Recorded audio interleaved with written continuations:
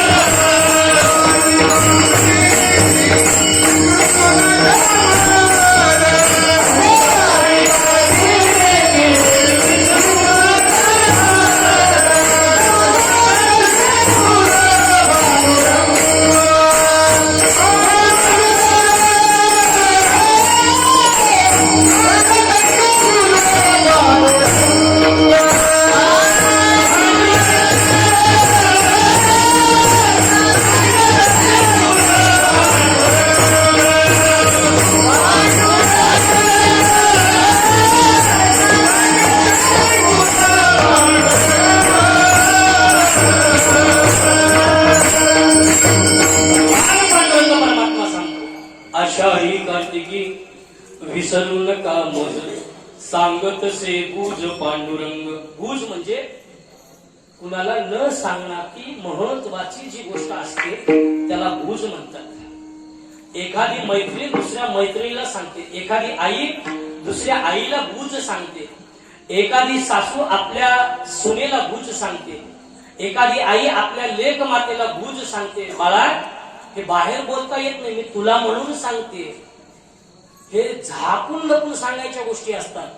आमच्या पांडुरंग परमात्म्याने आमच्या सद्भक्तांना सांगितलं, तुम्ही वारकरी आहात ना, तुमच्या गळ्यामध्ये पवित्र तुळशीची माला आहे ना, तुम्ही एकादशीचं व्रत करताय, दररोज घरामध्ये देवपूजा करताय ना, मग तुम्ही आता एक करा, वर्षभर सुखाने संसार करा, पण आषाढी कार्तिकीला मात्र मला विसरू नका. आषाढी कार्तिकी विसरू नका. मज सांगत असे भुज पांडुरंग. परमात्म्याने ही गोष्ट शब्दबद्ध करून ठेवली, म्हणजे लिखाण करून ठेवलेलं आहे संत महात्म्यांनी. याला म्हणायचं लिखित स्वरूपात नियम. दुसरा नियम आहे ते कुठं लिहिलेलं नाही, कुठं वाचलेलं नाहीये. जिथं लिहिलंच नाही तर वाचणार काय आपण? लोक सहज बोलता बोलता म्हणतात असलेलं विधान नसलेलं विधान. नसलेलं कसं देतात? बोलण्यासाठी शब्द आहे तो. परमात्म्याने जिथं कुठं लिहून ठेवलं नाही, संत महात्म्याने कुठं लिहून ठेवलं नाही, ती गोष्ट वाचनात येणार नाही किंवा आपल्या ऐकिवात नाही. पण ते परंपरेनं चालत आलेलं ते जसंच्या तसं आपल्याला स्वीकारावं लागतं. याला म्हणायचं अलिखित स्वरूपातला नियम. वारकरी संप्रदायातलं उदाहरण देऊन आपल्याला पटवून सांगेल. भजनाची सुरुवात करत असताना आपण रामकृष्ण हरी या भजनाने भजनाची सुरुवात करतो. खरंय की खोटे?